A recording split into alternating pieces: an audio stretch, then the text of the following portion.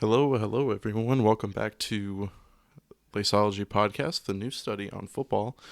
And today we're going to be recapping the Week 2 madness that occurred this last weekend. A lot of comebacks, a lot of potential comebacks, a lot of important injuries to talk about.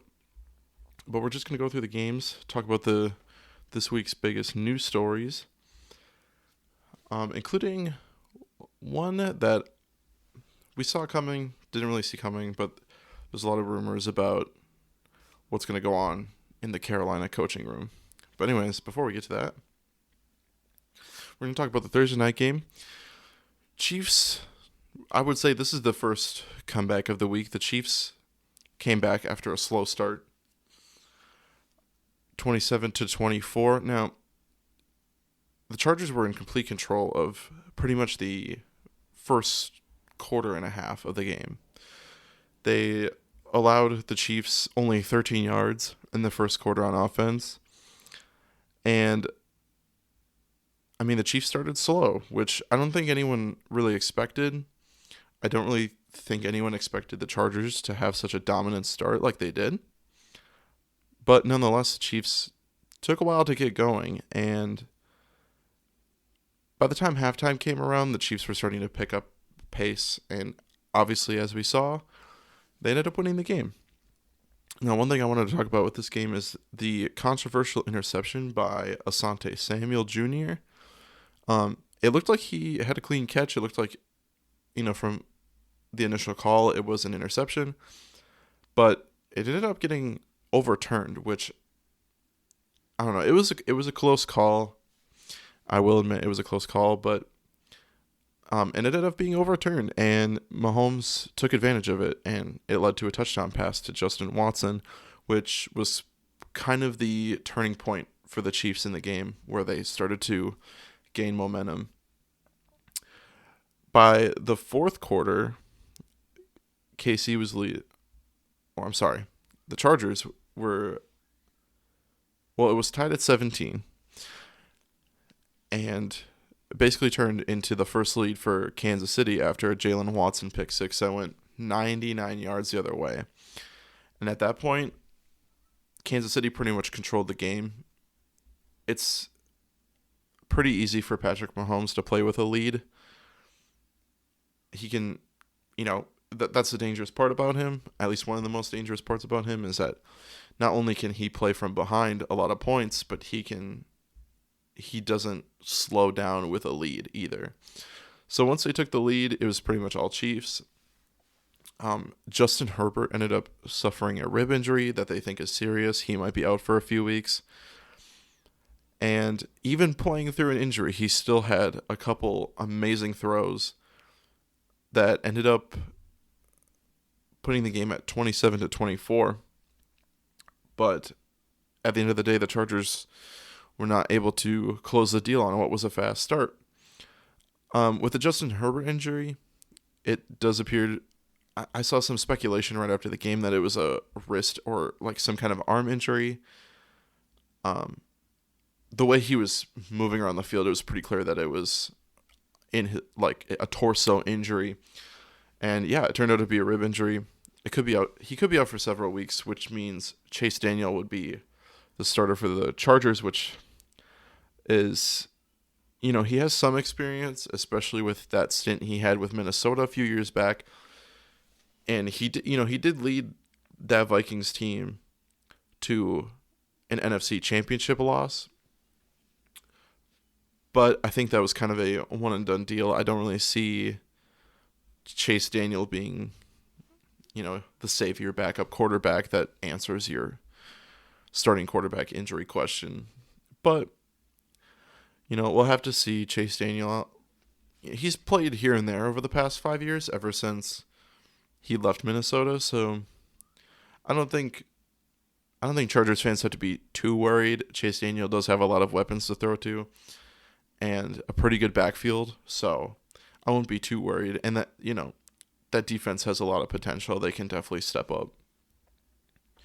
Then we're going to go on to technically the first Sunday game. It was a noon game between New England and the Steelers.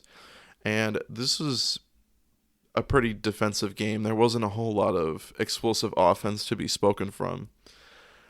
I would say the biggest note about this game was Mac Jones's return to form. He did not play well in week 1 against the Dolphins. He had a lot of, as we talked about last week, a lot of errant throws, a lot of questionable playing decisions by him. But he definitely had a better week this week. He was 21 for 35, 252 yards, a passing touchdown, and an interception. So, pretty good results. It wasn't crazy by any means, but it definitely is an improvement from last week, and it still was enough to defeat the Steelers, which, the Steelers showed against Cincinnati that they had a really good defense. And the defense did show up from time to time in this game against the Patriots offense, but it wasn't quite enough. Pittsburgh, what was it? Week 1 against Cincinnati, Pittsburgh had, I believe, 6-7 sacks on Joe Burrow, and they didn't have any sacks in this game. The New England offensive line really held up. They didn't allow there was barely any pressure. And you kind of have to wonder, is this because TJ Watt is gone? TJ Watt's going to be out for a few weeks with that pectoral injury. In fact, he's listed out indefinitely. So the timeline is, you're thinking, most, if not the rest of the season. So you kind of have to figure out how to get pressure on the quarterback without him. And maybe this is a one game thing where the defense couldn't get any pressure, but it's going to be something that they're going to have to figure out without TJ Watt being there. And they do have a good defense. It's on the defensive line. They have Cam Hayward, who's a very stout defensive tackle, So Pittsburgh's defense, Mike Tomlin's going to have to figure it out on defense, and I think they will. Mike Tomlin's a very good coach. I think they can figure out how to get pressure on the quarterback from here on out. In terms of offense, though, not really the same story. Trubisky had a very underwhelming performance. He only had 168 yards passing, a touchdown, and I believe also an interception. And we heard a lot of boos. A lot of boos from the Steelers crowd. After the first quarter, first half, I was thinking it's only a matter of time before the Steelers crowd starts chanting for Kenny Pickett. And lo and behold, pretty much going in the second quarter, going into halftime, and even after, they wanted Kenny Pickett out on the field. And, NFL fans were very impatient. If the team's not playing well, we want change immediately, especially for a team that has a quarterback that they, drafted for this reason, to be the eventual replacement after Ben Roethlisberger. So it's understandable that they wanted Kenny Pickett out there.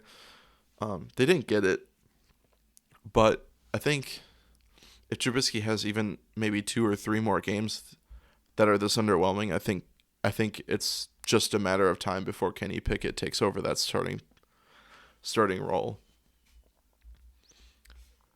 Anyways, moving on to the Panthers and the Giants game. The Giants, believe it or not, are 2-0. Yep, they're 2-0 under Coach Duval, and it's their first 2-0 start in 6 years. 2016 was the last 2-0 start that they had, and the team was a lot different than it is now in 2016. But yet, the Giants are being called the worst team with a 2-0 record in the league. And, they don't have the most talented roster, but I do think Coach Duval is showing that he's very capable of being the head coach for the Giants. I think he's finally the coaching answer that the Giants have been looking for years. And it's already showing. He took down the defending number 1 seed Titans from last season. Sure, the Panthers are not the they're not the biggest team.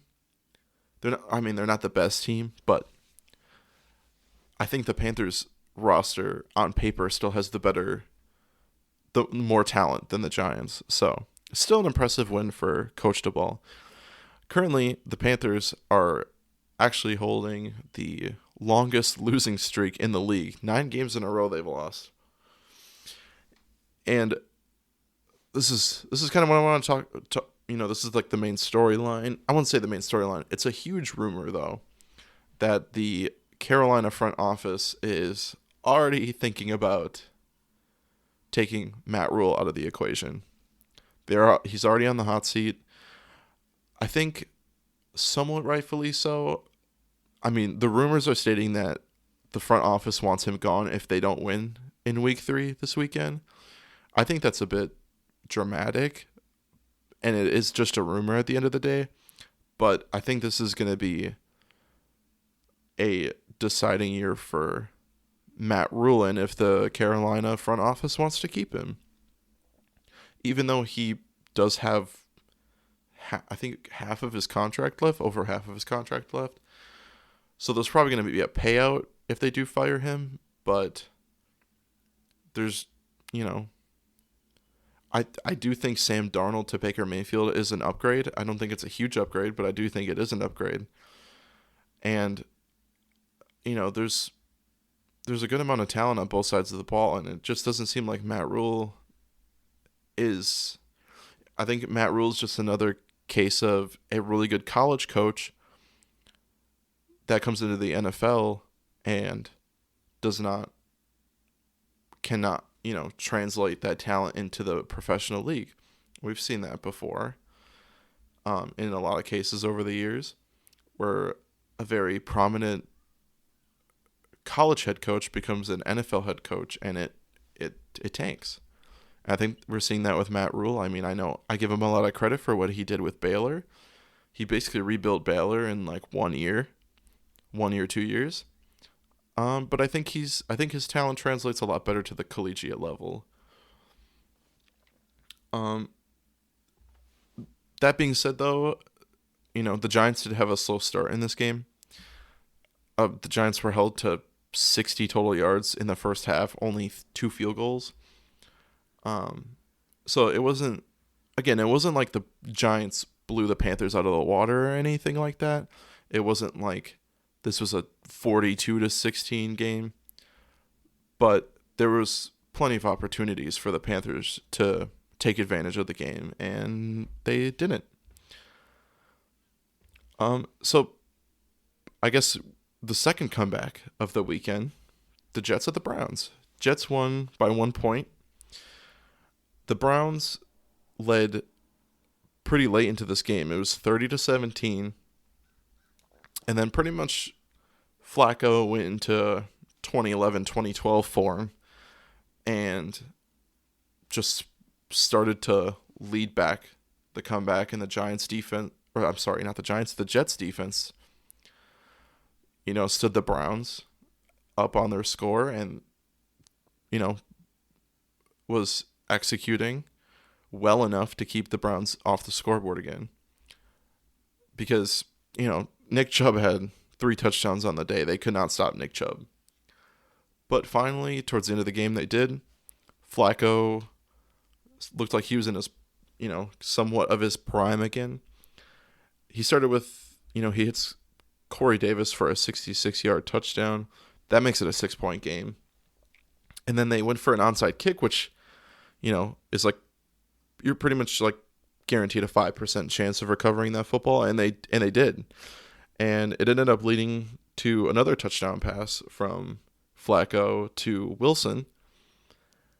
And Greg Zuerlein makes it a 1-point game in the Jets' favor. Browns get it back. Brissett trying to lead him back down the field. He gets picked off by Ashton Davis with 6 seconds. Pretty much sealed Cleveland's fate on that one. And the comeback was real for the Jets.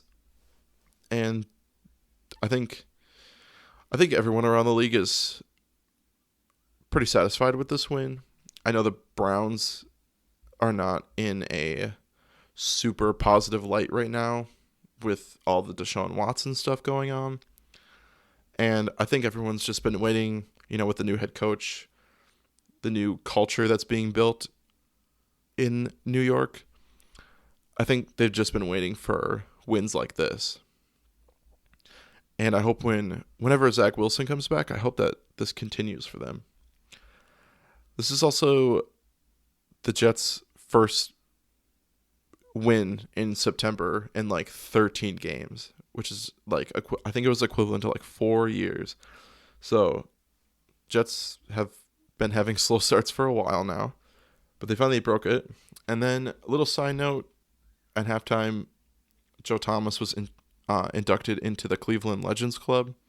So good for him. Joe Thomas was a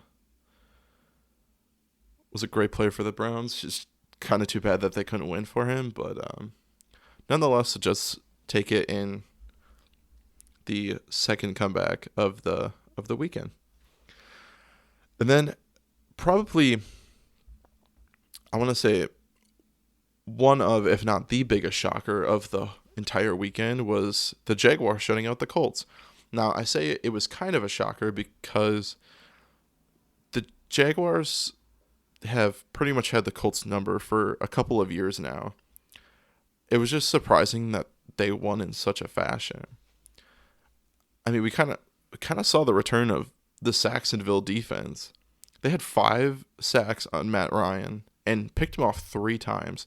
And Jonathan Taylor only had 54 yards rushing. The Jaguars defense was super dominant. And it's something we haven't seen since they had that deep playoff run to the AFC Championship. And this loss makes Frank Reich's record against Jacksonville 0-5 now. And it's the third time that Indy has been scoreless against Jacksonville, the third time in 5 years. So I guess no matter how bad the Jaguars are over the years, you can always count on them beating the Colts. So, you can always circle at least one win during the season for Jacksonville.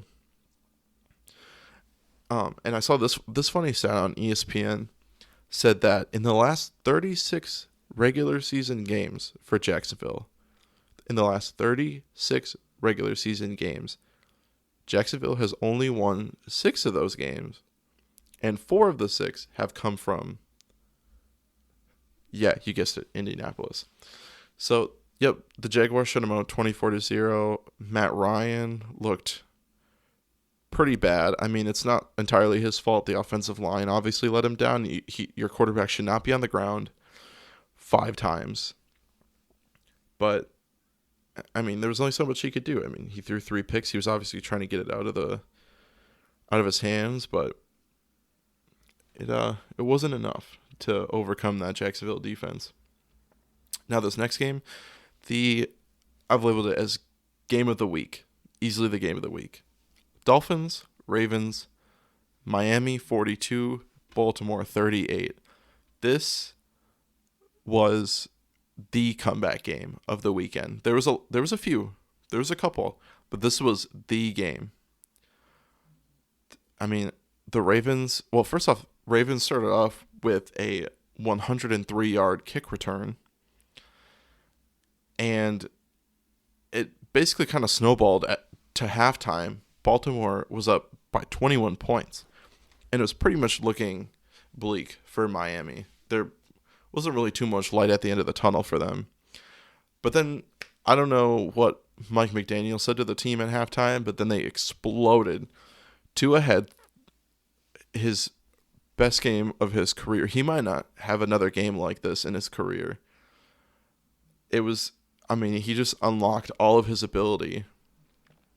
He was 36 for 50, 469 yards, a record-tying 6 touchdowns, 2 interceptions, gave him a 124 QBR.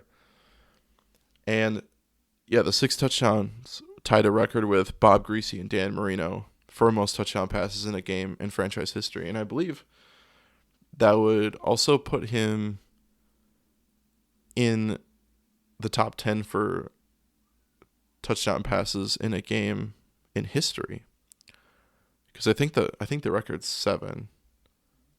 I think it's 7, and then there's a lot of 6s. But the Tyreek Waddle combo really came alive too in the second half. I mean, they had some plays in the first half, but in the second half they really came alive. And over the course of the game, they combined for 22 catches, 361 yards, 4 touchdowns, 4 of the 6 that Tua threw.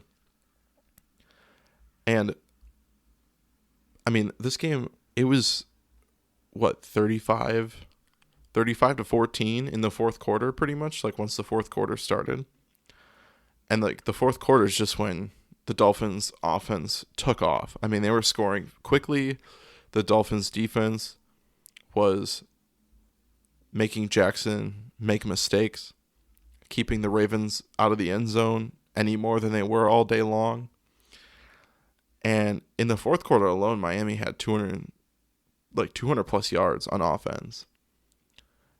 And, 2 quick strikes to Tyreek Hill for touchdowns. There was a touchdown for Gesicki. I think Waddle had another touchdown, but then obviously at the end, the Ravens Tucker kicked a field goal, and they still had around 2 minutes left, and it was enough time for the Dolphins offense for how efficient they were becoming. And, a few plays later, quick touchdown pass to Jalen Waddle puts him over the top, and, Ravens couldn't come back. Jackson still had a great day, though. He still had over 300 total yards and 3 touchdowns. So it was a shootout nonetheless. Both quarterbacks had really good days to talk about, but definitely going to be one of the games of the year for sure. I'm already calling that. Little bit of a less exciting game, but a little bit more drama in this one. Buccaneers at the Saints. Tampa Bay took this one 20-10. Now this game had a really slow start. It was pretty defensive the first half. Brady went into this game losing 4 straight games to the Saints in the regular season. I mean, I had the Saints winning this game, but I guess the whole difference was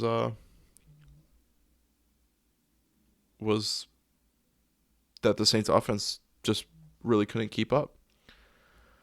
But the biggest drama of the game was when Brady and Lattimore started bickering.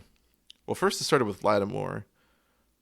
It looked like he was talking, like in an argument with Bruce Arians on the sideline. And then Brady came over, and Lattimore and Brady started fighting, or started talking to each other. And then Leonard Fournette tries joining in and telling Fournette to screw off, basically. And then Mike Evans comes in and absolutely clotheslines him. And it pretty much led to benches clearing. There was a lot of people, a lot of players on the field fighting. And eventually it led to Lattimore and Evans both getting ejected from the game. And I mean, Evans and Lattimore fighting, ejections between the two is nothing new.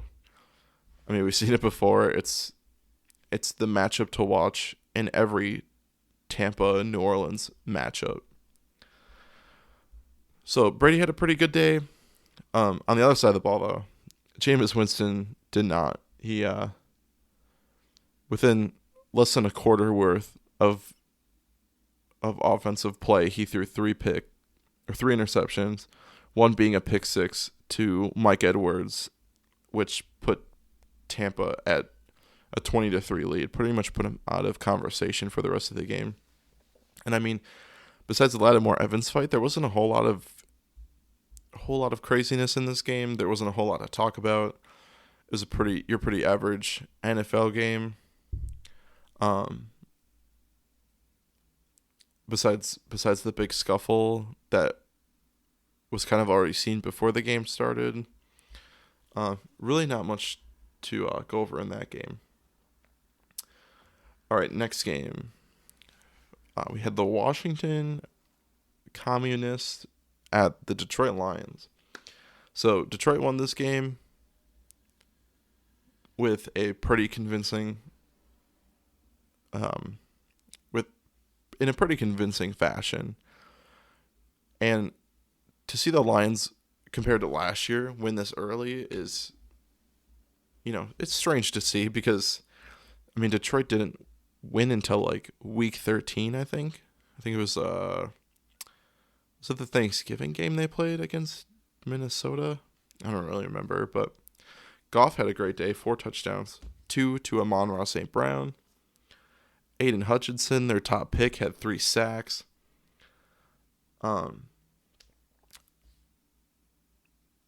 Which actually, I think he joins Julius Peppers and Chip Banks as top 10 picks to have a 3-sack game in their first 2 starts of their career.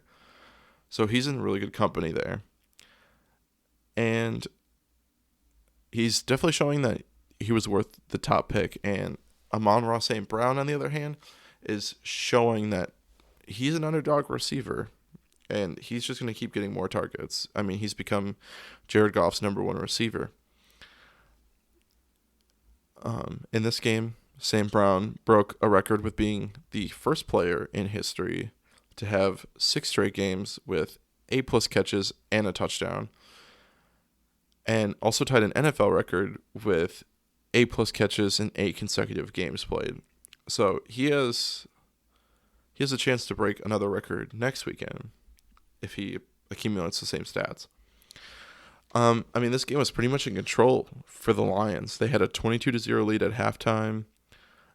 Carson Wentz had to play catch up, and Detroit for the second week in a row has scored over 35 points or 35 plus points, which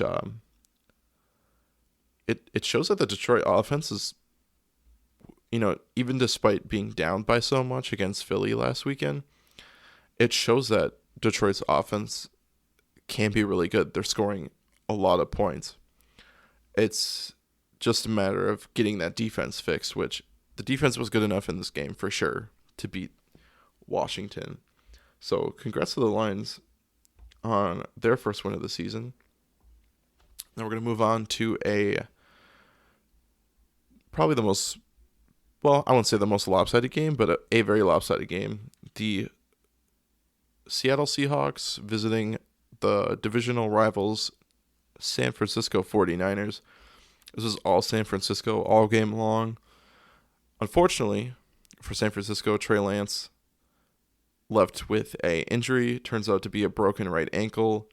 And it was only the second drive of the game. But it's a good thing that they re-signed Jimmy Garoppolo because he was replaced with Jimmy Garoppolo. And Garoppolo made him look like the old, the 49ers from years prior. And, they destroyed the Seahawks and it wasn't even close. Fortunately for Trey Lance, it's the end of his season, which not only I think sucks for the fans because I think they wanted to see what he's capable of, but it sucks for the front office because they're betting on this guy to be the future of the franchise at the quarterback position. And the season that he was supposed to show that he is that person, he gets hurt right away. And now they can't see his potential. I do think it's a breath of relief that they did re-sign Garoppolo because I think this situation would have been a lot messier if they hadn't. But the Niners handled this one, and Seattle's kind of looking like the team that we expected them to at the beginning of the season. Next game, a almost comeback, and as much of a dead joke as it is, it was with the Falcons. Except the Falcons were on the other side of the fortune this time. The Rams, in another dead joke, had a 28-3 lead in the third quarter. But to the Rams' shock, The Falcons had 2 passing touchdowns after that, and they returned a block kick, which put Atlanta within 1 score of the Rams. It was very fast. It happened very fast. I don't think the Rams really knew what hit them, but Atlanta was all of a sudden within reach of a win. And the Rams were up 31-25. Mariota had a chance to finish off the comeback, and he ended up getting picked off by Jalen Ramsey. That sealed the game for the Rams. And Jalen Ramsey, definitely the comeback player for this week, because he had a really bad game against the Bills. A lot of perfect passer rating. Pretty much anytime you threw to him, it was a catch. But this game, he played a lot better, and he was the deciding factor for the Rams to hold off the Falcons. I still don't really know how to feel about the Rams, because not only were they blown out by the Bills, who are a very good team, but they didn't even make it a competition. And then seeing promise in this game against Atlanta, who's a team that you, as the Rams, you should beat, they had a little bit of a scare. So I don't know. The Rams are kind of a confusing team. I can't quite tell if they're in a Super Bowl hangover slump or what it is, really. And then to sort of complete the comeback weekend, the Cardinals and the Raiders game. Now this was a game I started watching, but I pretty much turned it off at halftime. The Raiders were up 20-0 at halftime, and were pretty much dominantly leading throughout the entire game. It was 23-7 with 9 minutes left in the game. And then all of a sudden, Kyler Murray just kind of like the Tua thing. Kyler Murray just unlocked all of his potential all of a sudden. He had 9 minutes left in the game, and all of a sudden he started playing like the player that they, paid for. And they forced overtime, 23-23. The Raiders stopped them on their first drive, and the Raiders took over on offense. Renfro had 1 catch that he fumbled and almost lost. And then he fumbled the second catch in a row, which this one was a lot more costly. Byron Murphy picked up the fumble and scored the winning touchdown for Arizona. And it was reviewed. It was a little there was a controversy. They thought that Murphy had let go of the ball before he crossed the plane. Luckily for the Cardinals, he didn't. But a crazy comeback, almost as crazy as the Dolphins comeback. I would say it's a close second. But the Raiders offense just imploded in the second half. And I know Murray was playing really well, and you got to give credit to the Arizona defense, because they held David Carr to 42 yards passing throughout the entire second half of the game. And Devontae Adams only had 2 catches for 12 yards. So, the Cardinals defense showed a lot of promise in this game. I had the Raiders winning this game, and they pretty much lost it for themselves. But I'm not, the Cardinals defense, you never really think of them as a prime defense, but to hold an offense like this and hold Devontae Adams to only 2 catches it's impressive. So I think the Cardinals defense has shown a lot of promise compared to the first week, because it really couldn't get much worse for the defense after getting 5 touchdown passes thrown on you. But I hope Murray continues to improve, because week 1 it looked kind of iffy. Hopefully he doesn't have to continue to solely rely on DeAndre Hopkins. Hoping I don't know what the timetable is for Rondale Moore, but Rondale Moore is a very good slot receiver. I think the offense will vastly improve even when Rondale Moore returns, and especially when Hopkins returns.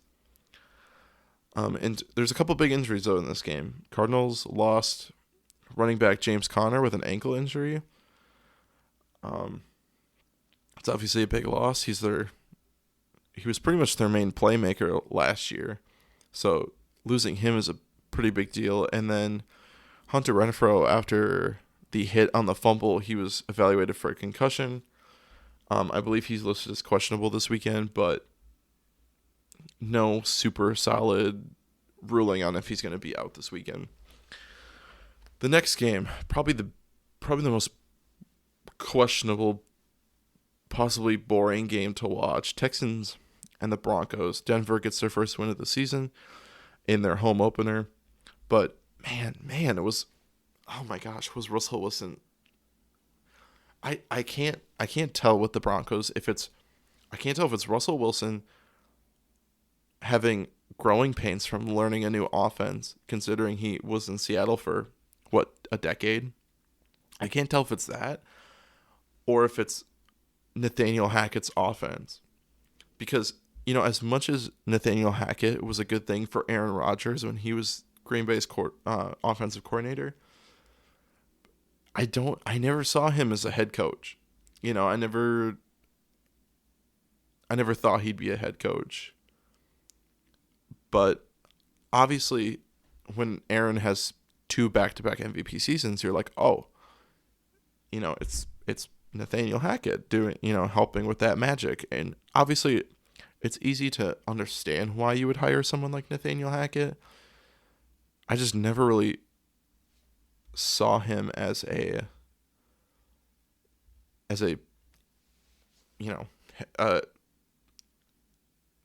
head coach candidate. Russell Wilson, in his first 20 attempts, had 6 completions, and he finished the day with less than 50% completion. And was even booed at the game, not only at halftime, but on his first throw of the second half, he threw a pick and he was booed again. I don't know.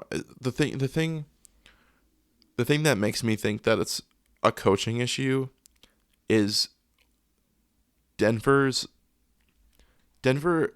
offense fires on pretty much all cylinders up until they hit the red zone.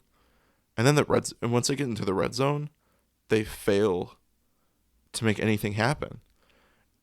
In the Seattle game, they were pretty much 0 for 4 in scoring in the red zone because they had 2 fumbles at the 1 yard line. And I can understand after last week's game not wanting to run it in the red zone because of the fumbles. I can see why that'd be discouraging.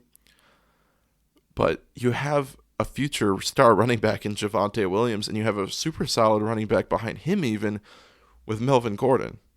Like, there's no excuse for why you shouldn't have more efficient running plays in the red zone.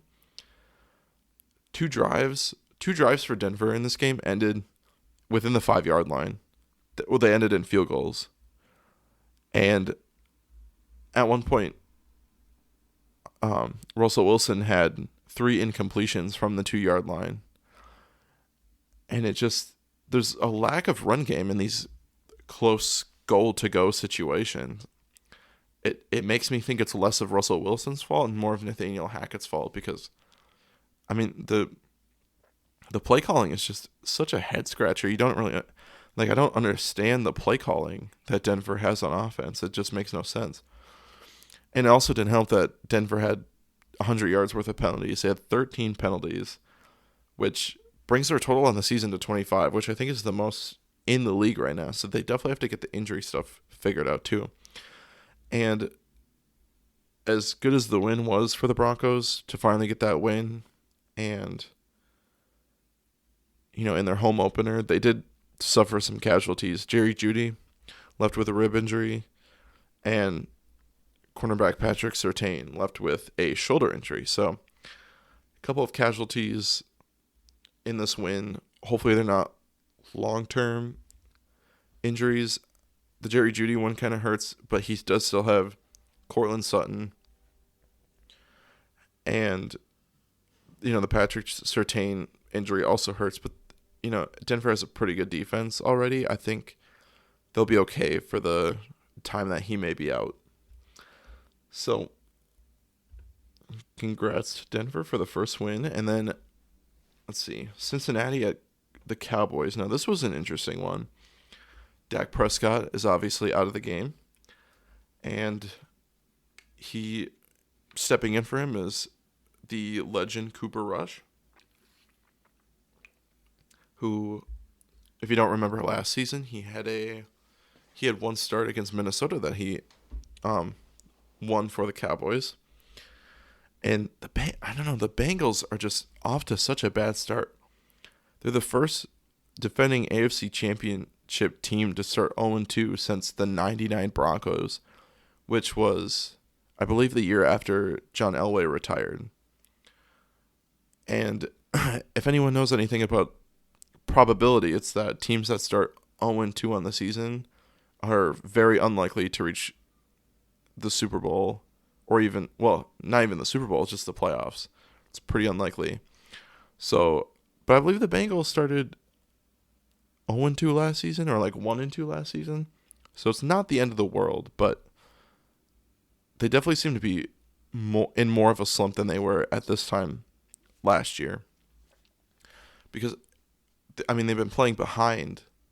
Cincinnati has both weeks. In 2 weeks in a row, they've had to erase 14-point deficits.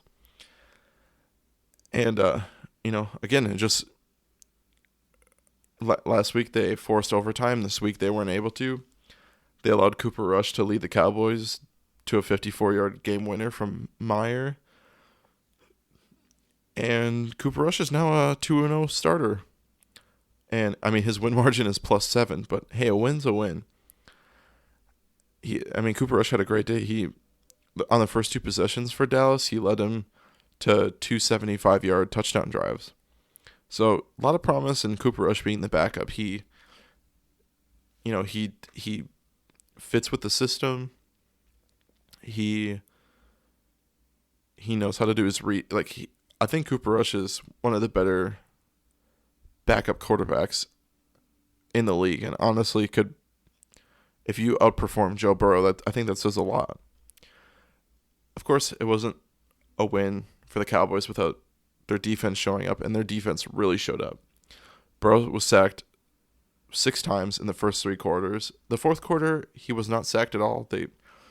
The Bengals offensive line figured it out, but still, you do not want Burrow to be on the ground 6 times because he was sacked 7 times last week against the Steelers. You just have to think, they have a new and improved offensive line, but it has yet to be seen, this improvement. It's almost been worse than last year somehow. Excuse me.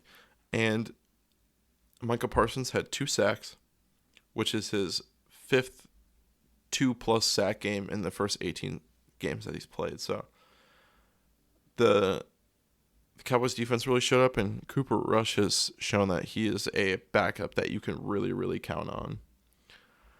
Then we're moving on to Sunday Night Football. Green Bay hosted the Chicago Bears, and wasn't first quarter was interesting. After that, Green Bay took over the game. It's the 7th straight win for the Packers over Chicago, which is the second longest win streak between the two teams in their rivalry. So that's something to keep an eye on, at least for later this year when they play again. In first quarter, Aaron leads a drive for a field goal. Offense is looking much better than they did against Minnesota. Fields leads the Bears back down, take the lead with a touchdown. You're kind of thinking, Packers defense, is it going to be like last week? Are they going to implode? And then in the second quarter, the defense bulks up and the offense explodes with 21 points. And the Packers go into the locker room up 17. And all the controversy about Aaron Jones not getting the ball enough in Minnesota was answered. LaFleur made sure he was part of the game plan this time. He had 130 plus rushing yards. He had a touchdown. He had an 8-yard receiving. He had 2 touchdowns on the night, 1 receiving, 1 rushing. And it was really good. It was a night that was, I guess, on both sides of the ball controlled by the rushing attack, but especially for the Packers. I mean, they really made sure that the running back duo of A.J. Dillon and Aaron Jones was recognized. Also, Aaron Rodgers made history. He's the 5th quarterback to have 450 plus touchdown passes. He joins Tom Brady, Brett Favre, Drew Brees, and Peyton Manning. Almost forgot the other one. But yeah, so good company to be in. And I would say the biggest storyline of this game was that 4th and 1 goal line stand the Packers had against Justin Fields on the sneak. Preston Smith and Jarran Reed both got him, and I guess the help of Alexander too, stopped him at the goal line, and it was reviewed. A lot of people have been making their own goal lines on social media, and they're like, "Oh, he obviously got a pass because here's where the ball possibly is, and here's where the line is, and then the line's like the goal line that they drew is super crooked. It doesn't make any sense." I think it was close, but even in the replay, it really only looks like his head got over the goal line, which, unless your head is the football, it doesn't count. So, and I think it gives the Bears momentum in the game. I do think it could have been a turning point for the Bears offense, but the way they were playing the rest of the night, I don't really think it would have done anything for the Bears. I think the Packers were pretty in control. The Packers only allowed 7 pass completions from Fields anyways. So now this makes Rodgers the owner of the Chicago Bears 24-5, and Matt LaFleur is now 23-2 at Lambeau Field, which is crazy. That is a crazy good record. And then we're going to go to the doubleheader on Monday night, the Titans at the Bills. Now, I don't know how else to describe this game except for a shock. It was a shock. Buffalo is looking unstoppable. They have now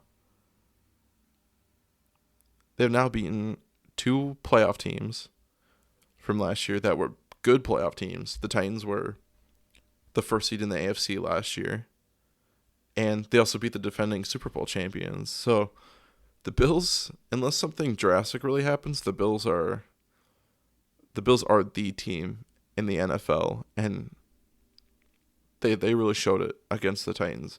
Josh Allen had another crazy good game. He had 4 touchdown passes, 3 of them to Stephon Diggs.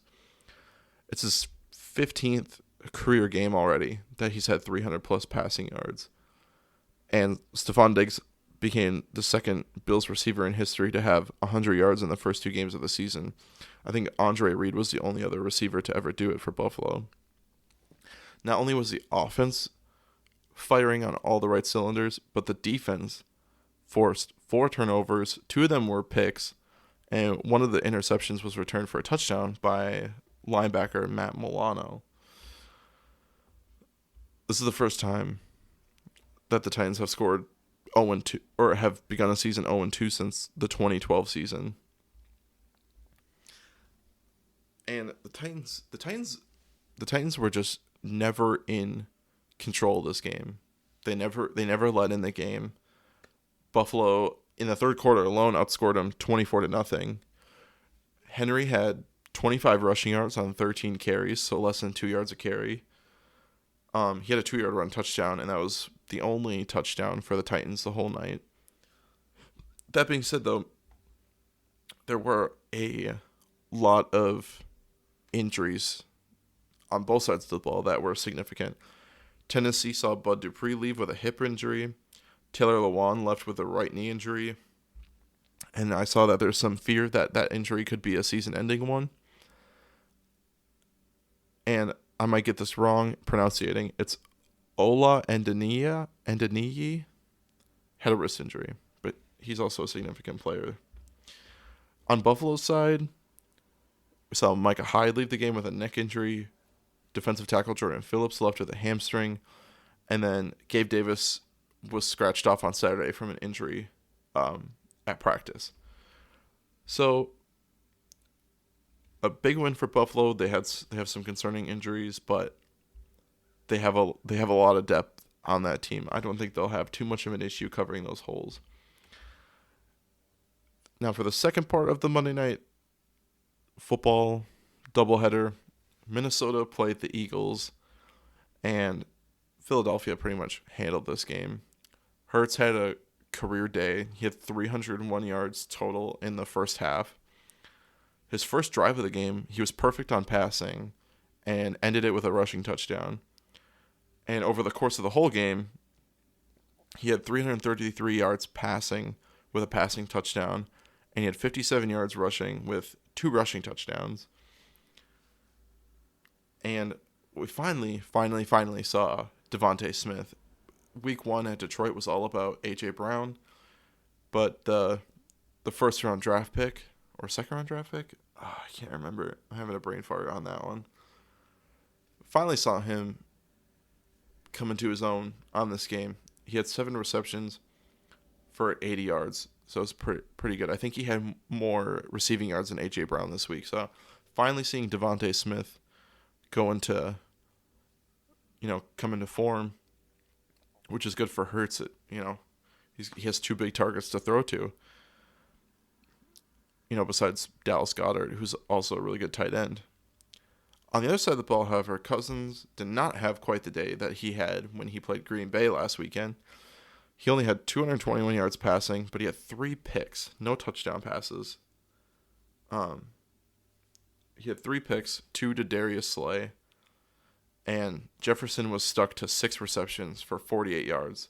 So the Minnesota offense that exploded last week against Green Bay was just outright bad this week against the Eagles. And in terms of significant injuries for this game, Harrison Smith was evaluated for a concussion.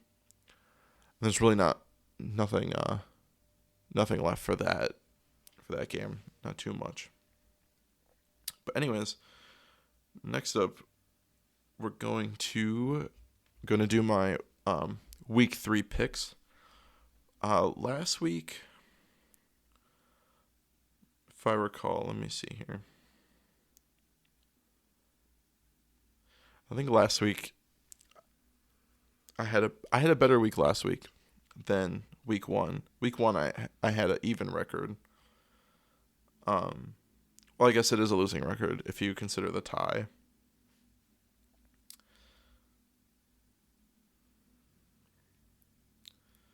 But let's see. I got the Chiefs game right. I got the Browns game wrong. I got the Saints game wrong. I got the Steelers game wrong. The Colts game wrong. I got the Bengals wrong. Raiders wrong. I got everything else right, but I mean, it was an okay week. But all right, we're gonna do week 3 here. We're gonna start with the Thursday night matchup. We got Pittsburgh at the Browns. Now, I don't know what Pittsburgh's doing on offense yet. They're probably gonna stick with Trubisky. The Browns, I think, have been the slightly better team overall. I think it's a pretty even matchup. They play in Cleveland. But the Steelers' offense is, I think, better than the Jets' offense. I think this will be a close game, but I'm gonna pick Pittsburgh. But I think it's less than a 1-score game. Then we go to the noon games. We got the Texans at the Bears. I don't really know who to pick here either. The Bears were pretty dominant against the Niners, and then they just kind of flattened against Green Bay. So I really don't know who to pick here. And the Texans have been the surprise solid team. It's really tempting to go with the upset pick here and pick the Texans.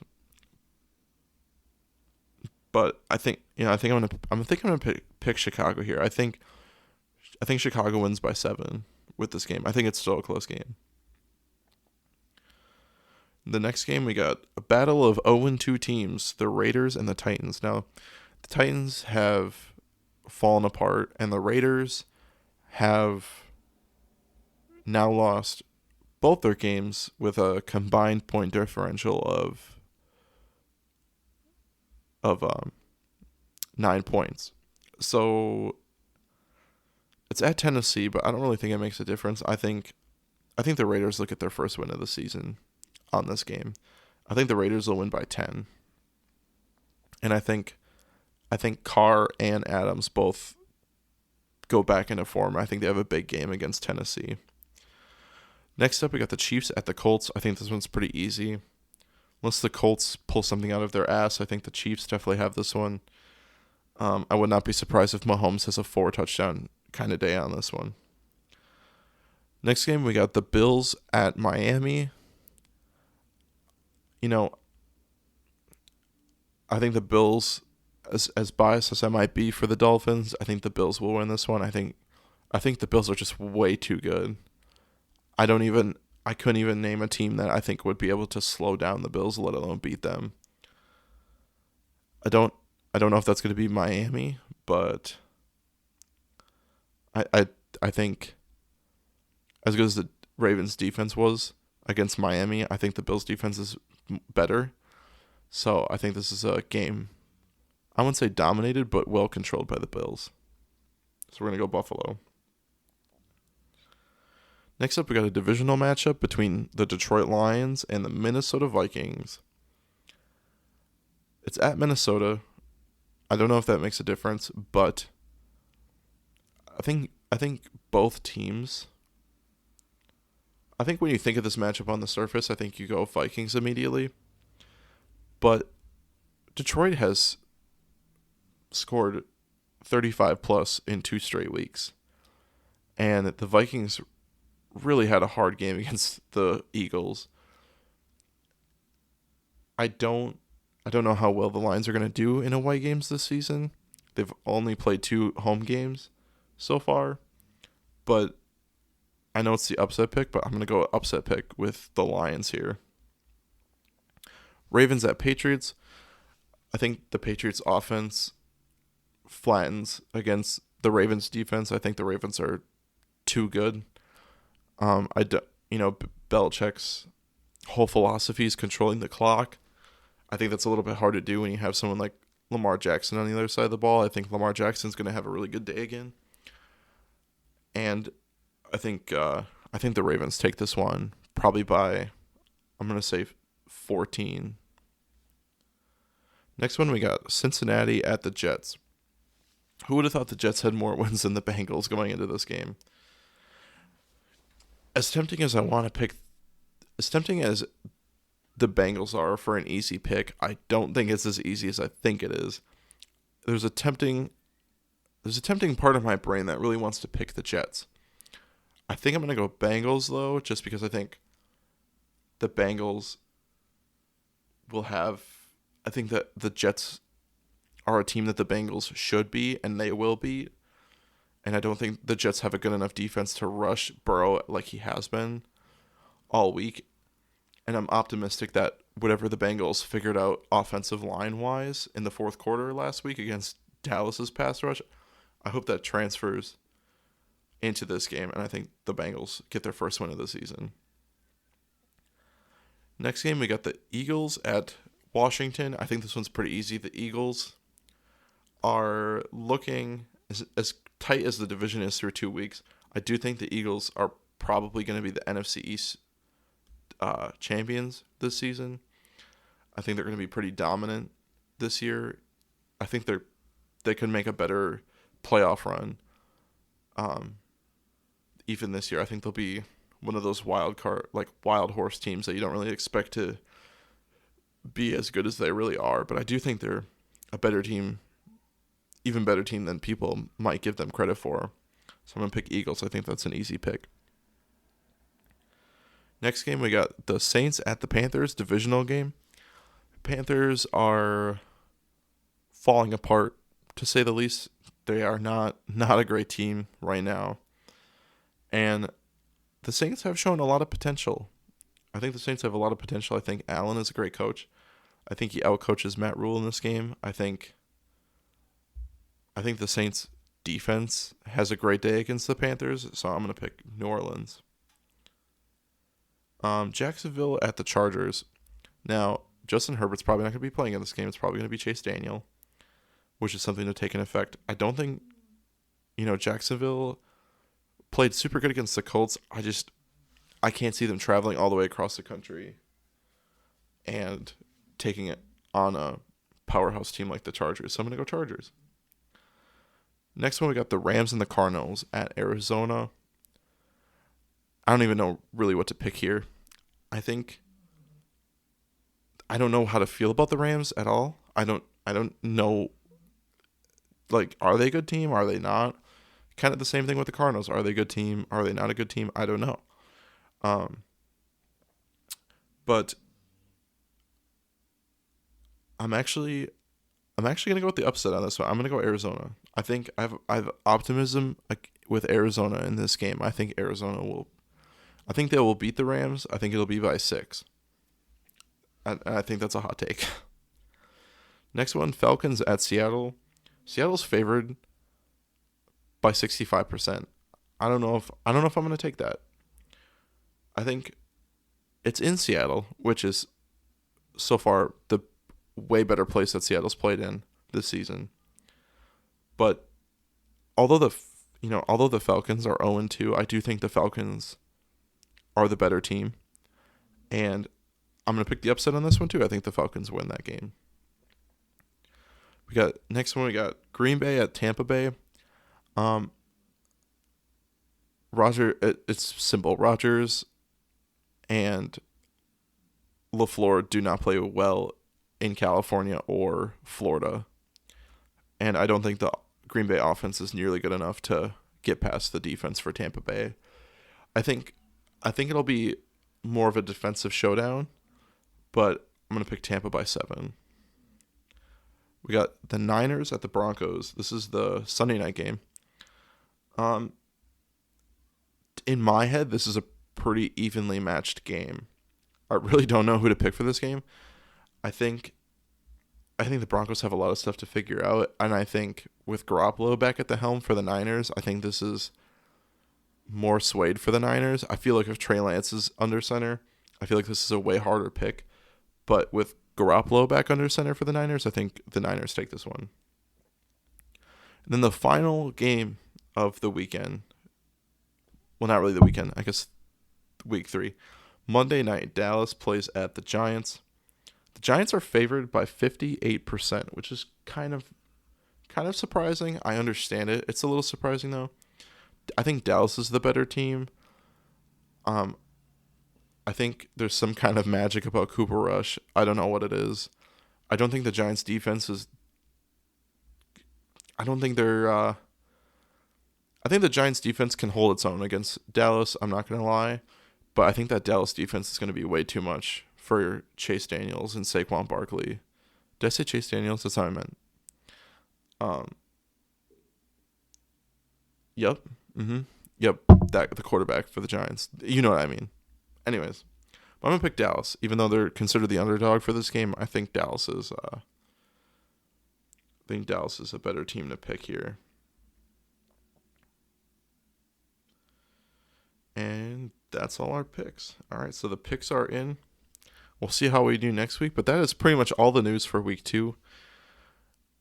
We covered every game, recapped it. We got the picks for this week, and by next Thursday, hopefully we'll have the week 3 recap, and hopefully we'll have another exciting weekend of football. So from the Laceology podcast, I'm your host, Alex, and hopefully we'll see you next weekend. Or next week, Thursday. Fuck.